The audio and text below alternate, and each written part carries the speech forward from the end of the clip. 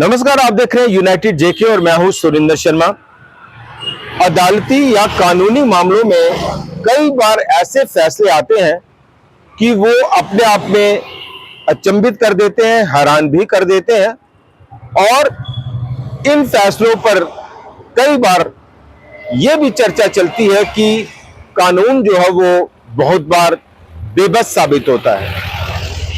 दरअसल एक मामला था कश्मीर घाटी में 2002 का आतंकी हमले में जिन लोगों को आरोपी बनाया गया था।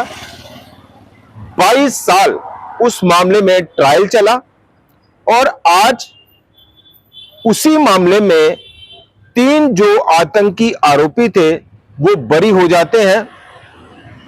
कारण कि जो सबूत थे वो सही नहीं थे या इनसफिशिएंट थे, या मुकम्मल जो सबूत थे वो नहीं थे, या कुछ फॉल्स जो गलत सबूत थे वो उसमें जो है वो पेश किए गए, या पुलिस जो है वो इस पूरे मामले को लेकर इतनी जान नहीं लगा पाई, सबूत नहीं जुटा पाई। और वो भी इसलिए क्योंकि इस हमले में, आतंकी हमले में, पुलिस का एक एएसआई असिस्टेंट सब इंस्पेक्टर वो भी शहीद हो जाता है।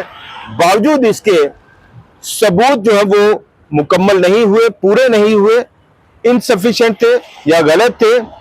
और उन सबूतों के अभाव में, कमी में, त्रुटि में जो 3 आतंकी आरोपी थे वो बरी हो जाते हैं। कश्मीर के बांडीपुरा कोर्ट में ये जो मामला था वो चल रहा था। 2002 का मामला है। 20 नवंबर माफ कीजिए 2002 में एक हमला होता है, आतंकी हमला होता है। और उस आतंकी हमले में एक असिस्टेंट सब इंस्पेक्टर, एक कांस्टेबल और 2 जो नागरिक हैं वो उसमें जख्मी हो जाते हैं। और एक अन्य शख्स जो है वो इस पूरे हमले में, गुलाम नबी घनई, उसकी मौके पर ही मौत हो जाती है। और जो इस हमले में जख्मी एएसआई और कांस्टेबल थे उसमें से एएसआई जो है वो इलाज के दौरान उसकी कुछ दिनों के बाद जो है वो मौत हो जाती है। और एएसआई का जो नाम था गुलाम रसूल। और उस मामले पर जब पुलिस ने एफआईआर दर्ज की, जब जांच है वो शुरू की, इन्वेस्टिगेशन शुरू की, और उसमें जो आतंकी आरोपी बनाए गए थे, 3 लोग उसमें जो है वो आतंकी जो है वो आरोपी बनाए गए थे, जिसमें से 2 भाई उसमें शामिल थे। और 2 जो भाई थे उसका नाम है अयाज अहमद पीर और शौकत अहमद पीर। ये 2 जो सगे भाई थे वो इस हमले में पुलिस की जो पूरी जांच थी उसमें आरोपी थे। और एक अन्य जो शख्स था मेमूना, वो इसमें जो है वो आरोपी बताया गया था। और पुलिस ने जो चार्जशीट इसके ऊपर दाखिल की, उसमें इन तीनों को आरोपी बनाया गया था। और उसके ऊपर काफी जो है वो जांच चली, इन्वेस्टिगेशन हुई। उसके बाद जो है वो ये मामला जो है वो कोर्ट में गया और 22 साल तक जो है वो इसके ऊपर ट्रायल चला। बांडीपुरा जो कोर्ट है उसके प्रिंसिपल और सेशन जज जो है वो खलील अहमद चौधरी साहब, उन्होंने इस पर फैसला सुनाते हुए कहा कि इस मामले में जो पुलिस ने सबूत जुटाए हैं वो बड़े कमजोर हैं, वो सस्पिशियस है, यानी उसमें संदेह है। जो सबूत है वो एविडेंस आधार पर नहीं है। और बड़ी बात यह है कि पुलिस ने इस पूरे मामले में जो इन्वेस्टिगेटिंग ऑफिसर बनाया था वो भी अदालत में गवाही देने के लिए जो है वो नहीं जाता।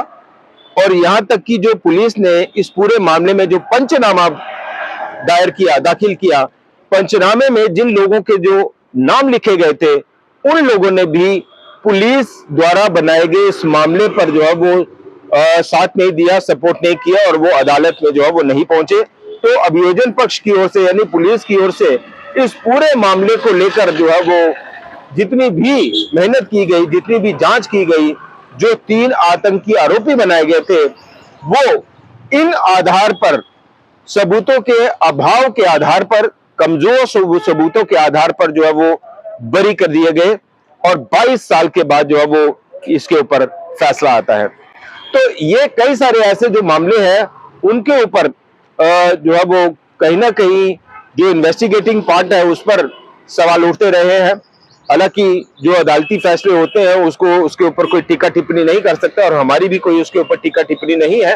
लेकिन बड़ी बात यह है कि ऐसे मामले जो है वो कैसे कमजोर रह जाते हैं। कई बार ऐसी चीजें आपने देखी होगी कि कैमरे में भी कुछ चीजें रिकॉर्ड हो जाती हैं, सबूत के आधार पर जो है वो इंसान या आरोपी जो है वो सामने दिखता है कि वो क्राइम को कमिट कर रहा है, यानी क्राइम को अंजाम दे रहा है, अपराध कर रहा है, लेकिन उसके बावजूद भी कानून में कई ऐसी पतली गलियां होती हैं जिसका फायदा उठाकर आरोपी बरी हो जाते हैं और पुलिस की ऐसी तफ्तीश, पुलिस की ऐसी इन्वेस्टिगेशंस, पुलिस के ऐसे मामले जो है वो दम तोड़ देते हैं।